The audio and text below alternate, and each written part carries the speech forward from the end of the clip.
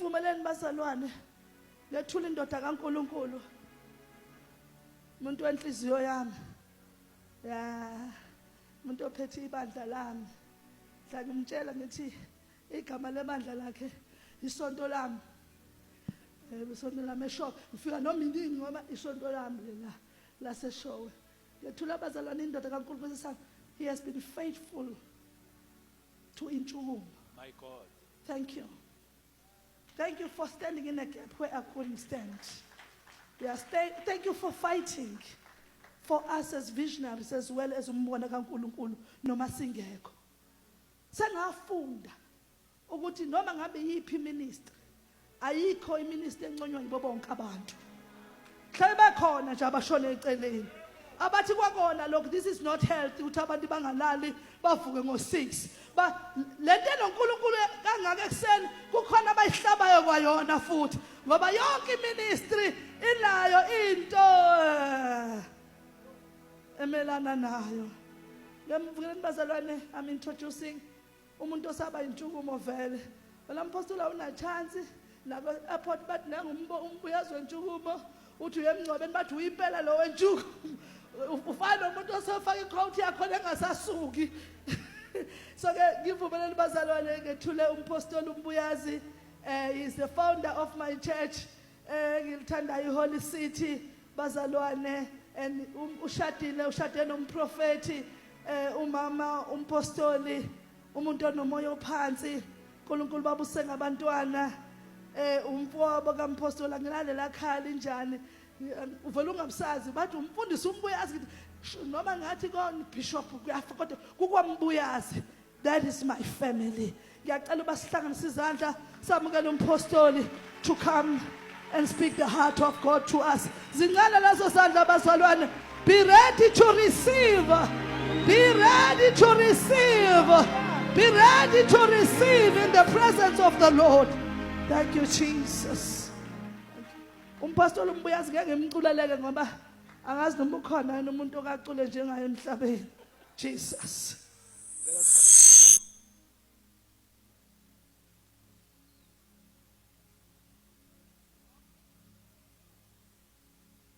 Hallelujah. Thank you, Lord. Thank you, Lord. Ngicela siphamise izandla abathandekayo. Thank you, Jesus. Before bazalwane bami we do anything, ngicela sifundele ilizwi. Incwadi yamaHubo chapter number 68. First ngiyafisa sifunde verses number 1. Ngicela ungifundela ndodakazi. Funda hle. Ngicela iversion le endala ke ungabulo 2020. Uzofunda nje ngeversion le endala kumini uzoqeda. Ngicela ungangisebenzise le version le entsha. amaHubo 68 verses number 1. Oh, look. Verse number 1. Kumholi wokuhlabelela elika Davidi ihubo. Igama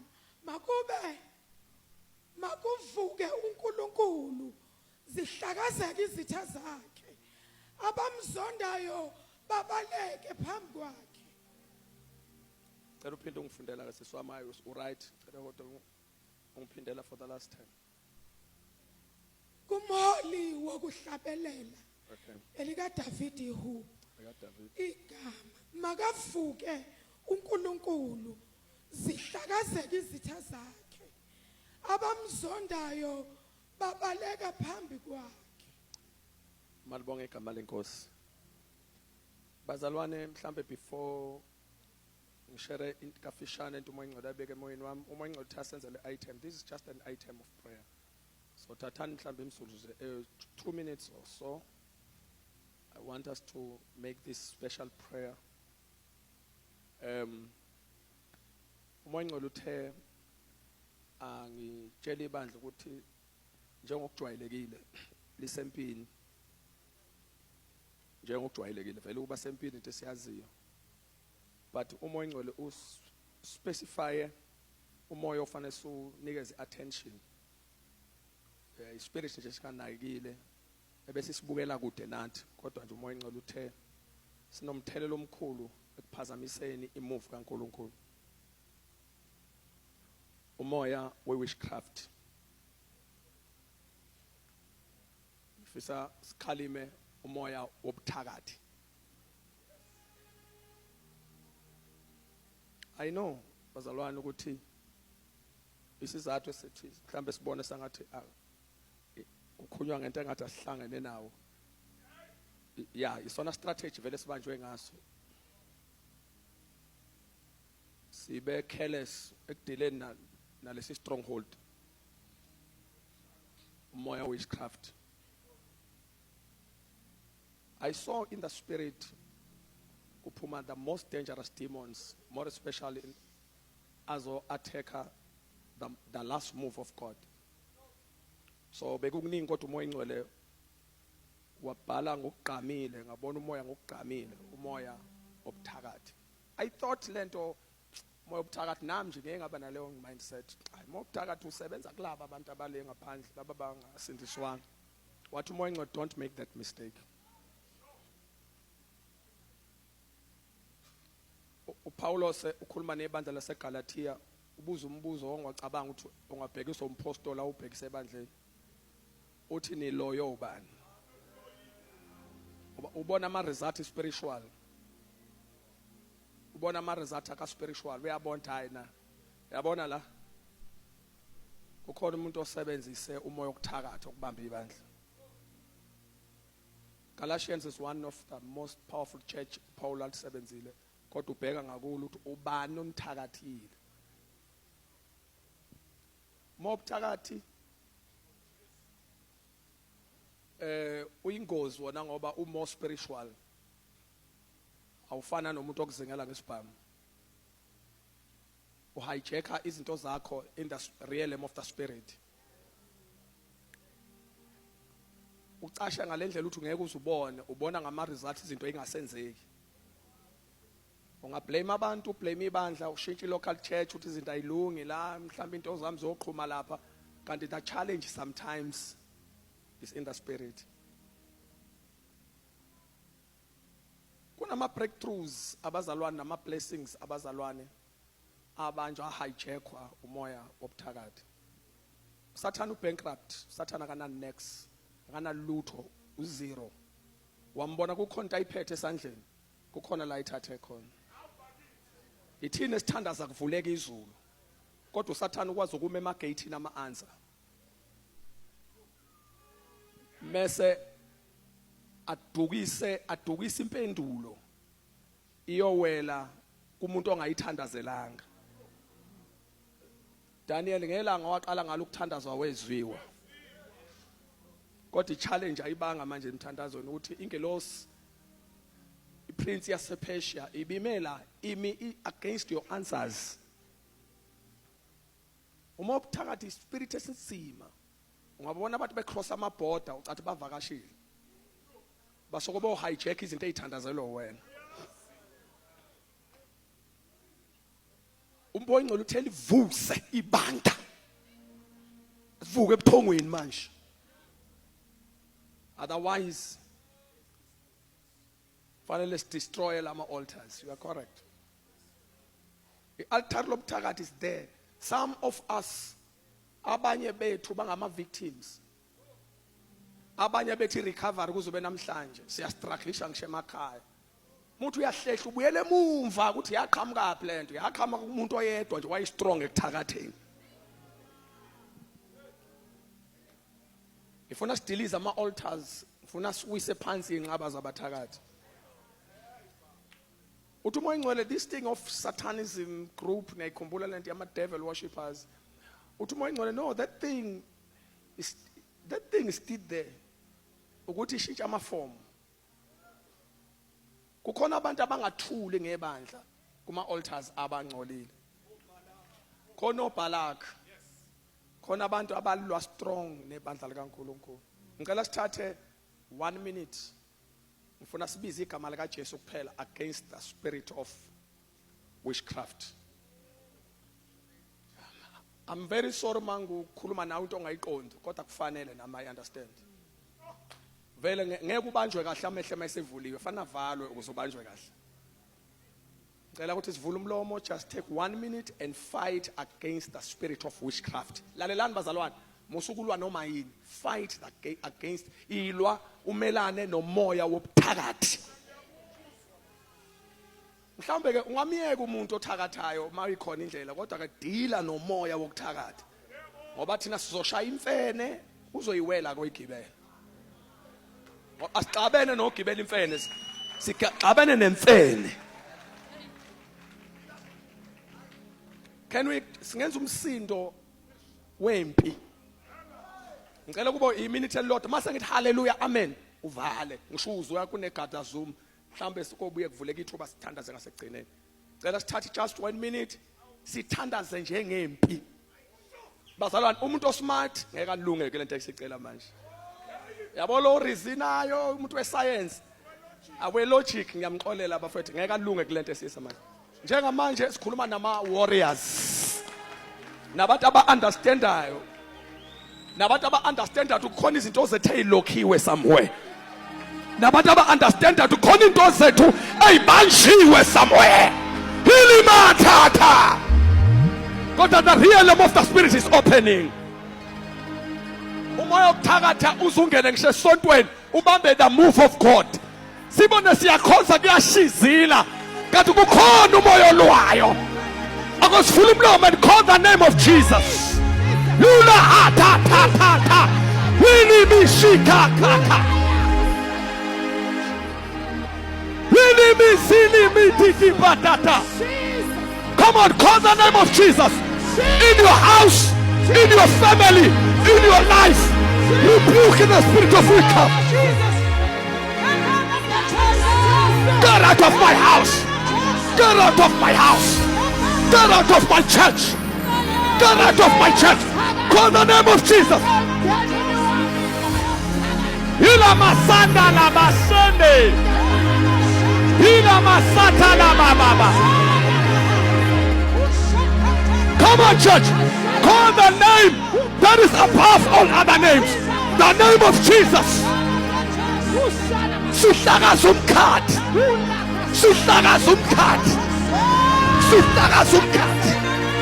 Sushaka Zumkat. Sushaka Zumkat. Sushaka Zumkat. Sushaka Zumkat.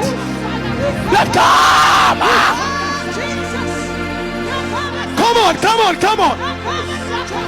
I'm a Duanaman. I am Sunwan. I am a Jannah. You spirit of witchcraft. You spirit of witchcraft. You spirit of demons. You spirit of witchcraft. Get out of the church. Lama Shandaba. Willy Mitalamazana. Willy Masanda Masika. Get out of the church. Get out of the church. Get out of the church. Get out of the church. Shaukalima moya. Shaukalima. Shaukalima. Ekamalia church. Ekamalia church. Ekamalia church. Yes. Yes. Yes. La koshanda la mo. Ila basata la baba baba. Akumtanga tuwatati ndao. Akumtanga tuwatangati bahata. Akumtanga tuwacheki doset. We are.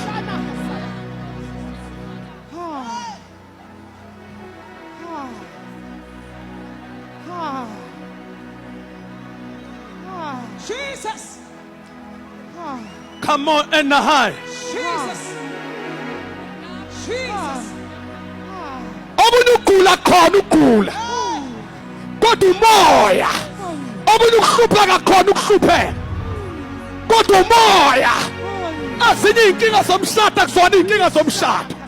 Kodwa umoya kodwa namhlanje ekuseni inkosi yasezulwini inkosi yasezulwini uyahlakaza umkhathi Jesus. Oh, hallelujah.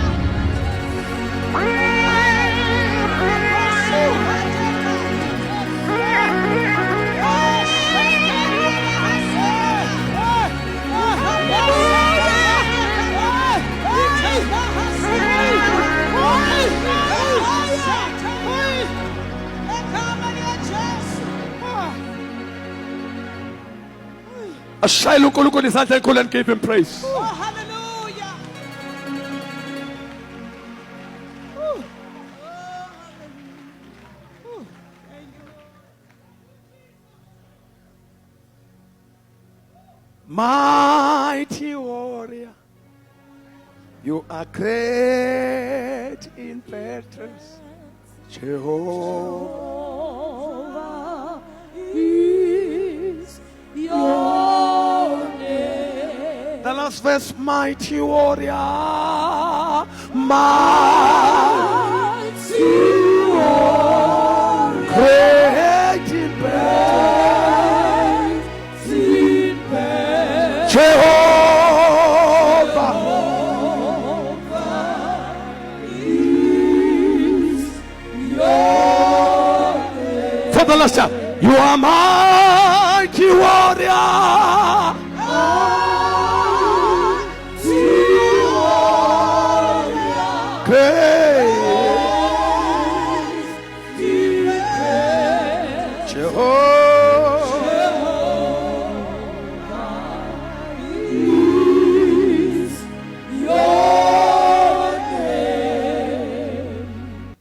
Ngezandla zombili umuntu akamukela ithuba kumoya ingcwele. Isithanda somphefumulo inkolo senzele ukunqoba. Inkosi yethu uJesu, malibonge igama lenkosi. Cela sihleli phansi on top of our heads, shayela umoya ingcwele izandla ezinkulu bazalwane. Thank you Lord. Angidlulisa ukubingelela kwami ngesikhulu speed. Sibingelele kubaba wethu uGasela, umpostoli and a father of many nations, a wonderful teacher of the word. uNkulunkulu asibusise ngaye, a great man of wisdom.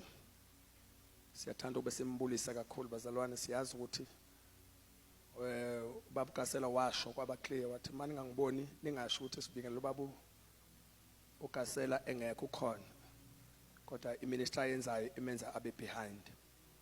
So siyambulisa sibingelele kakhulu udokotela. Hey umprofeti uNkulunkulu asigcobele yena esizukulwaneni sethu. Mama siyabonga ukuthi ulalela inkosi. Ngihlale ngisho njalo ngathi uthi slogan siyazi ukulalela kuhamba nama sacrifices amaningi kangakanani. Sibonga ukuthi usithwalele lento oyinikezwe inkosi noma kumnyama noma kukhanya noma kubhlungu. Siyathi amahlombe akho oswangayithwali lento ngoba ucabanga wena. Usukucabanga thina inkosi yakukhombisa bona. Mhla uNkulunkulu ekunika lo mbono. Umuntu akamgcoba uNkulunkulu emgcobela yena njalo umugcobo malifika olwabathile. Noma ngabona kwesisikhathi ngathina asina ndaba sinaki lento ukuthi ngeyethu. Kodwa iqiniso lakhona lokuthi ukube lo mbono wenchukuma awukho. Yonke lento ebona umhlaba manje ngaba uyibona. Siyabonga ukuthi ngo-2005 uvula indlebe ulalela uNkulunkulu. So we celebrate you. Siyaku-honorisha futhi kakhulu apostoli.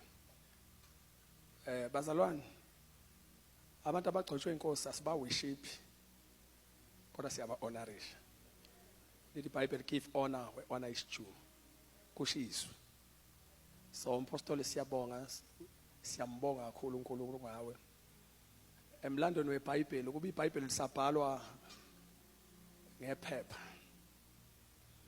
Ngabe ngithi ngabe uyavela somewhere. Because kule move yokugcina ubeka igale lelikhulu elinyakazise the whole world. Generation yethu ayibanga nesomiso sikamoya, bangabajwayeli. Kodwa futhi abantu babe bathanda kakhulu. Kodwa bebona akusibona abantu abafana nabanye la. Kodwa abantu babe bathanda. Incwadi yezenzo chapter number 19 unamhlanje nganixakanisa ngeBhayibheli khona umsenzeni hayi yilona lelizwe esasinda ngalo nathi. Incwadi yezenzo chapter number 19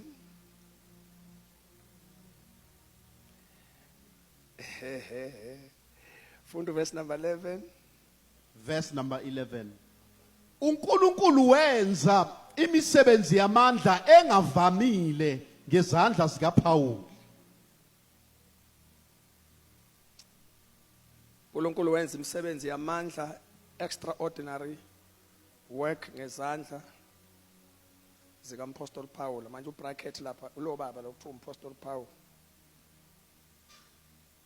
Convent esiyazi ukuthi yasinswa kanjani kodwa sibona uNkulunkulu la esenza imisebenzi yamandla engajwayelekile ngezandla zikaPaul. Funda ke mfowethu awusiyagcina manje sizogcina ngakho ngicela ungifundela incwadi yabaseKorinte 4 verse 20, first book of Corinthians 4:20. Yabona umuntu olinyazwa ukuthi ukufunda iBhayibheli ngiyamdinga nje ukuthi senze umkhuleko futhi sokhuleka naye endaweni nje ecashile ngoba uzothatha isikhathi masingawenza la enkonzweni ungavele nje kuze kubambezele inhlelo. Yes, come 1 Corinthians 4:20. Ngokuba umbuso kaNkulunkulu awuyi ngezwi kepha ngamandla. Cela ungiphindele lo statement one come. Ngokuba umbuso kaNkulunkulu awuyi ngezwi kepha ngamandla. For the kingdom of God is not in word only. Elam lisho njalo. It's not in word only, but in power. Shuthi kubola kaJesu akukhulunywa kuphela. Fanele kukhulunywe phinde kudemonstrate.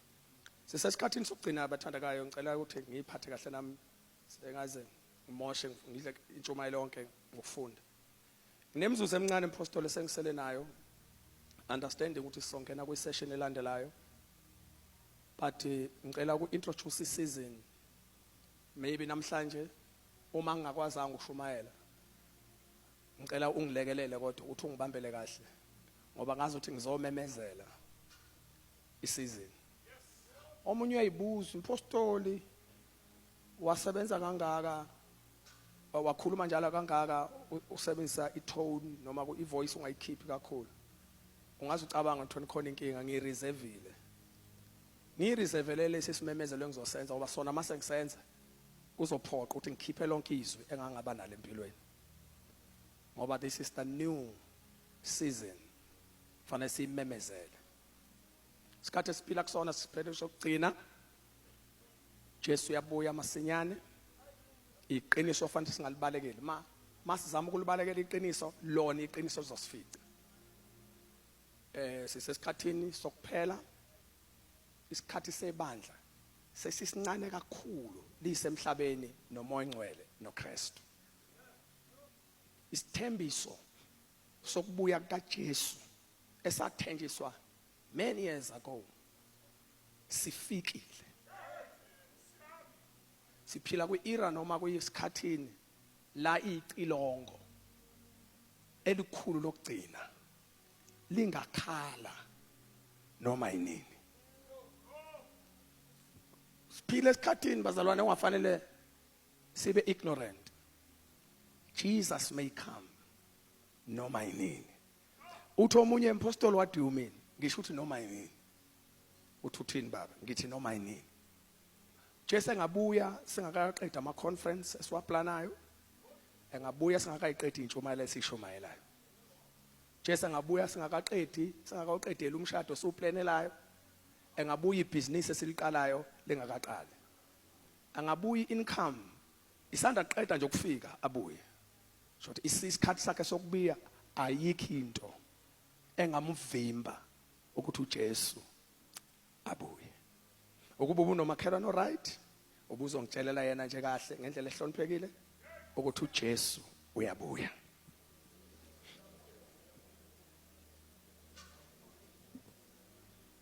Makunjalo ke bazalwane, kusho ukuthi kukhona izinto eziphoqayo ukuthi izulu liyiphuthumise. Because soba sinalo iqiniso masikhulume ngokubuya kukaJesu, kukhona iprofeto zezwi ezilengayo. Enye ama risk esingawenza eyokuthi sivume ukuthi azabuya uJesu kunengxenye yembhalo engagcwalisekile. Bandla, listen, zonke izinto ezithenjiswa uNkulunkulu ngebandla shall come to pass. Singasakhonza kakhulu isikhathi eside, sikhonza sizwe ukuthi phekwa amakhanda ethu hayi ngathi kuvalekile khona. La khonza ibandla ngithule vele bazalwane, la khonza ibandla ku dry. Hey madoda, hey bafowethu, sahlanganyela emabandleni ekoma, sazabalaza yonke into yayistruggle, noma sithandaza kwasinda. Sabeka izandla ukuthi wena u right wena, sabeka izandla kubantu abagulayo baba worse. Wangena umuntu engcono kade simkhulekela, waphuma wathola ireport yokuthi yabona lo muntu besimlethile ayiseze samthatha simbizele iambulance ebusuku. Kade uqeda ukuhamba baba usudeclareile ukuthi bafowethu ngicela nazi ukuthi uNkulunkulu usekuphilisile, bamba lento usekuphilisile. Umuntu ayiactivate faith unjani athi sengiphilile, uthi listen uNkulunkulu ukuphilisile, uphume nawe uthi uJehova uNkulunkulu wemhlola so ukuphilisile. Uthi uyafika ekhaya late bakufonele uthi uyacheck ekseni nilale kanjani thwa baba Nkosi yami sicela ukusho kuthe ngo 1:30 hayi sabona sekungaphekwa amandla kodwa ngithule 2. Right? What number 2? Faka isandla sakho ekhwapheni lakho. Wafaka isandla ekhwapheni lakho. It's right. Wasikhipha sekugcwele ukhoko. Wayesethi phindisela, wakhala, wathi phindisela, wasibuyisela, saphenduka sesi right njengesinye. Wayesethi hamba ke. Wayesethi thank you steady. Sengahamba manje. Ngisemthandazweni. Yabona singavele sihlale la intshukumeni singayindawo. Ngiyanitshela, yabona emsebenzini bayobona basenze njalo. Sizohlala la bathandaka intshukumeni singayindawo. Asikwazi ukuphuma siyofacea lesi sikhathi esidifficult kangaka. Siphethe umyalezo kuphela. Sithi Nkosi salakanyisa ngezimangaliso.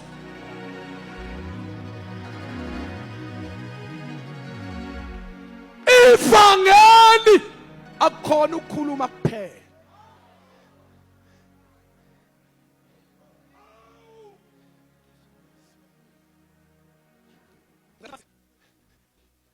Ngicela ngipheni yazi ngathi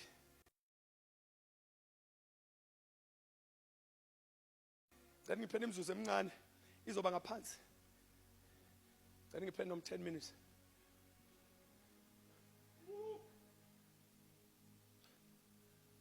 Imangaliso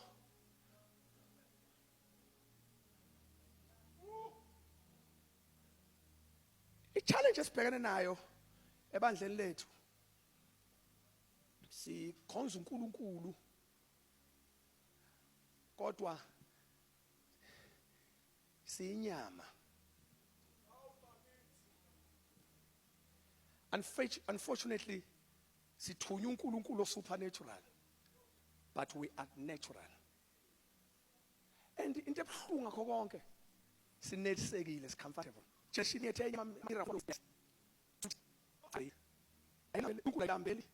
Ayilambeli namandla akhe.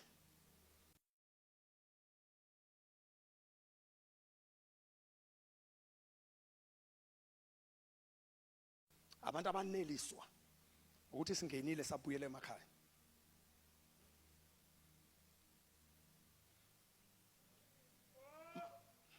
Masikhuluma ngesimangaliso sikhuluma ngamandla kaNkuluNkulu asupernatural. Ebonakaliswa ngendlela engajwayelekile. Ukwehlula onke ama systems are natural. Masikhuluma ngesimangaliso sikhuluma ngamandla kaNkuluNkulu asupernatural. Ebonakaliswa ngendlela engajwayelekile. Abe ngaphezulu kwemvelo. Imiracle into eyenziwa uNkulunkulu beyond into emalos. Into eyenziwa inoma isihlanu. Imiracle iyangena uNkulunkulu. Imiracle ilento ekuthi imizamo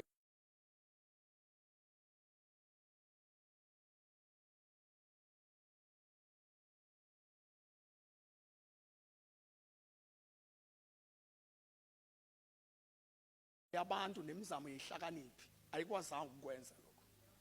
Kodwa bekuNkulunkulu kuphela. UNicodemus, uyabona njengoba ngishumayela nje uNicodemus ngenyawo ezulwini. Amazwi. Sithi uJesu inkosi, kodwa amandla akho. Kodwa nikhona nibathandekayo.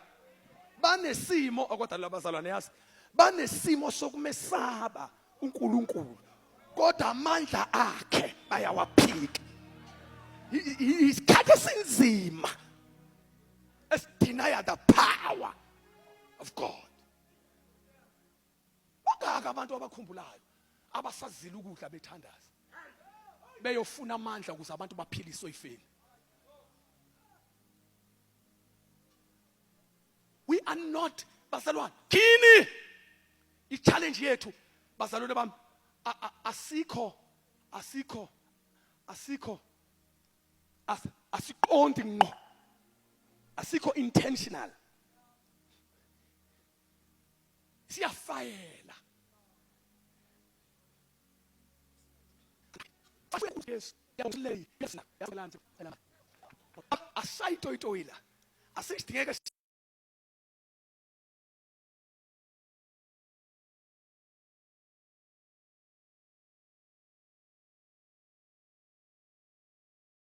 shumayela sisho kodwa baba kubhlungu.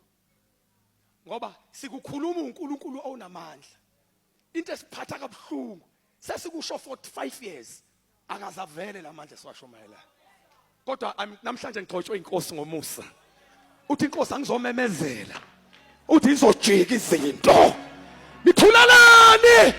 Inkosi ngithumile namhlanje. Ithi angizomemezela.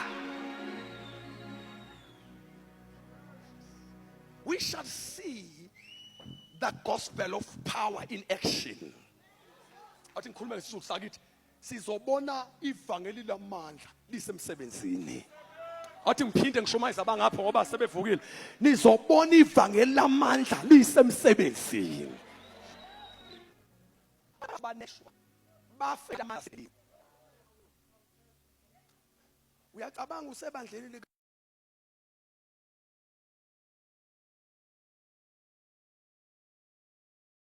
Paul uyashumayela. Paul wayinqaba lento Reverend Mbu. This man ibamba abazalwane. Ibabambe the whole night. Futhi wangeyona whole night kwawe whole day service. Uyahamba Paul uzoshintsha aye kwendawo akasezokulibona lebandla. Wahlala nabazalwane lapha ebaground. Wahlala nabo kusukela ekseni. Kushumayela umuntu oyedwa laze lashona engashintshi. Laqhubeka laphakamela. Kukhona umfana okuthiwa Evitiko. Uhleli ngasefasteleni angazi ukuthi wahlala kanjani wakhonzwa kanjani lapha. Makhona umuntu okwazi ukuhlala ewindini. Akumnandi lapha. Le ndoda ihlele efasteleni. Let me just say kwagcwele kakhulu endlini mhlambe ke. Yeah. Uhleli ngasefasteleni unfortunately imani naza kufunda. Wena Timothy mntanami qina enkosi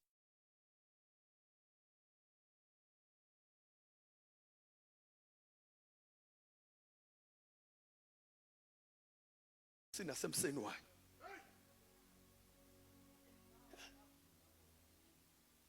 Nimqaphele uSorenso. Hey, wangizwisa ubuhlungu. Wamelana. mhla sikhuluma i-apostleship sobafundisa abazali khona abanye abantu fanele bamenshine ngakho nimgadu ba wamela ukhuluma abantwana bakho then uyayifaka lezi zinto lithi iBhayibheli by chance lo mfana wezela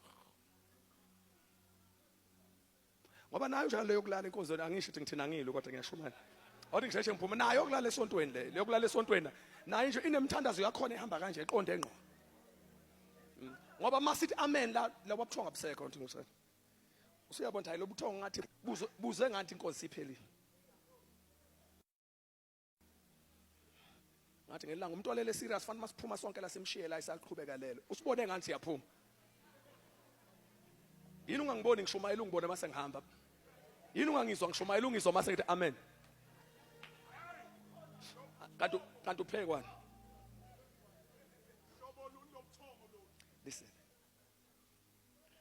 listen wow umfana lithi iBhayibheli phansi and iBhayibheli uPaul abapostoli babeshumayela nama-professionals le ndaba uthi wafa akuyonto ecatshwa ngeyi-scripture fast kukhona abantu that's why ujesu ethimini yakho kuno-Dr. Luke that's why entshukumeni sinodokotela sinethimi yodokotela ngoba nangemangaliso siyabadinga professional fasithi usambile bakutest singakumi unga kanti ushukela usekhona usodwa uyazi babuye baqoqa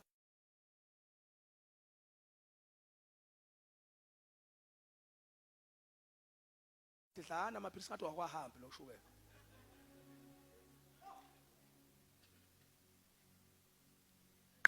bamtesta babuye seli-report Paul phezulu certified death but Paul unfortunately umfana uhambile he didn't make it yes unfortunately umfana uhambile but uPaul shonele la inkosweni wathi awucabange nje sekuphuma kuma records ukuthi umfana washona esontweni lika Paul wathi ngenhlahla mhla ngiphuma kwiministry kusho Paul angiphumanga nemessage kuphela nina bengiphethe isipana semage uyayibona ke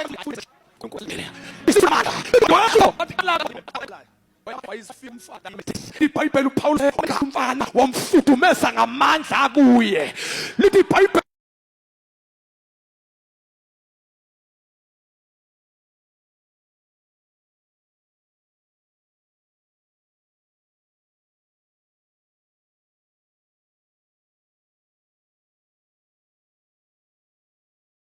umfana waphaphama kodwa nthulelani wavuka wanyuka nayo itempisi walifika ibandla likhala sekuthola ireport yokuthi everything kufile wangena naye uPaul engena naye ephilile indlu yonke yaduma indumiso yini sibulele imessage kuphela awekho amandla awekho amandla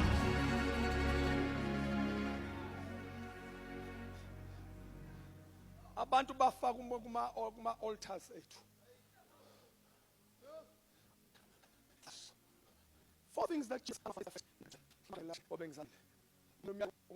please noma kuphi lenkosi engiqasise we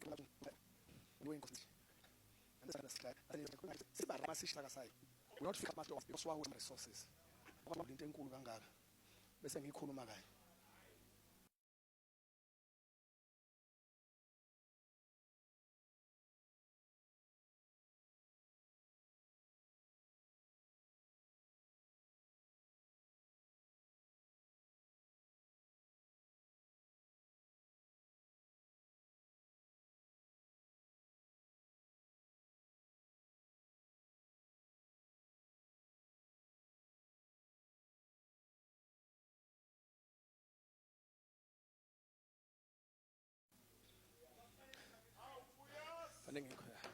I will talk it more than 100 times. Ngisho ngazo ngiqambe ngayo. It's good. Mayingakaveli. Listen. Ubuya imessage yevutha. Challenge is amandla wethu. abantu bakhonza uNkulunkulu izimo ibashaya asinaxazululo. 4 things that igospel eyenzile. Example lalokho uJesu. Futhi believe me you. Igospel nje iranda kulezi zinto ezo4.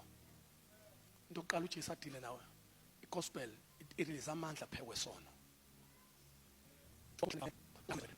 Yabona nathi evangeli ekseni. Okwesibili ukulanda bethu deliverance kulula abantu emhlabeni.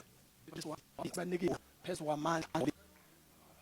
Challenges different ways.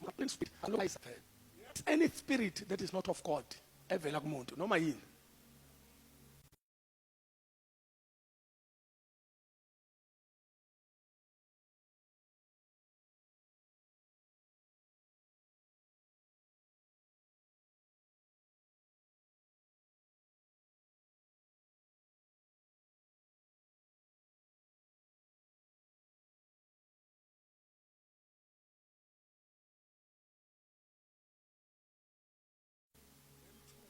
Yeah, khona demon right.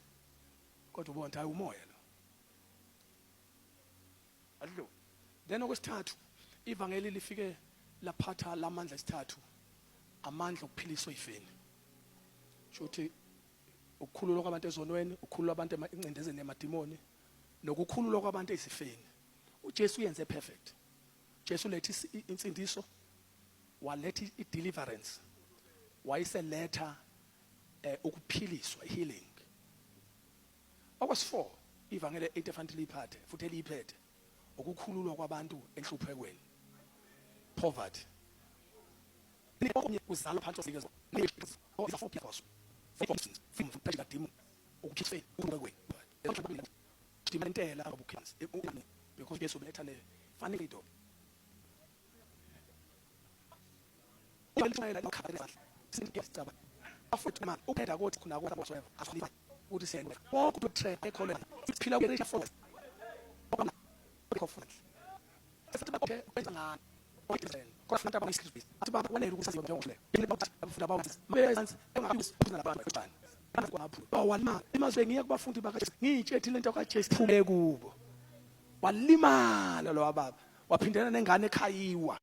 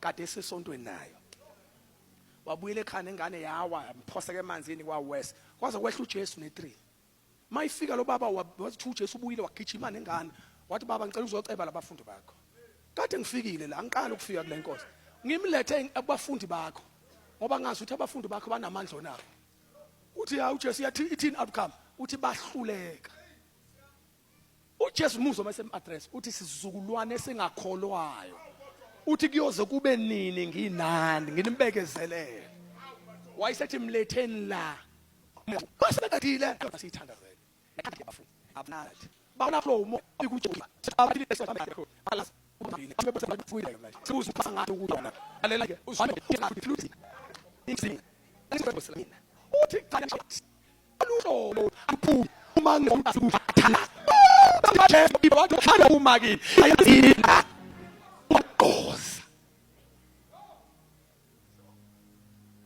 somebody say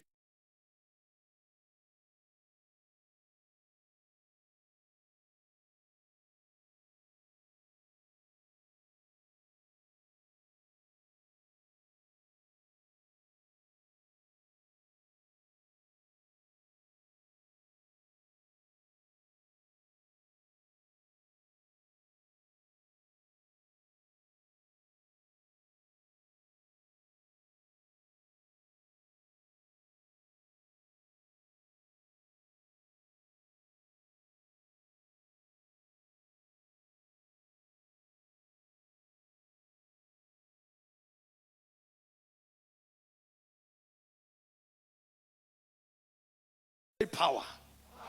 Asivaleke. Content intention. Noma kuthiwa ngiyakhohlwa okunye.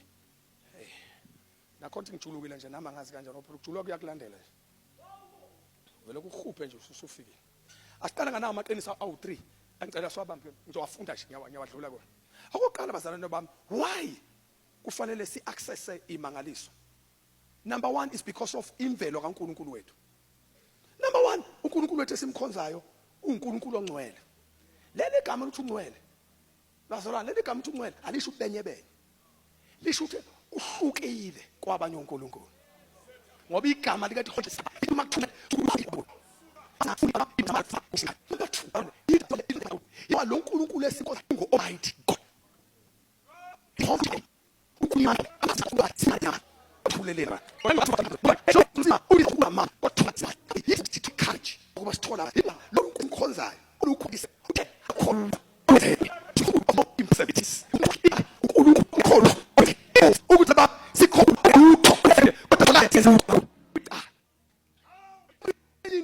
ubususa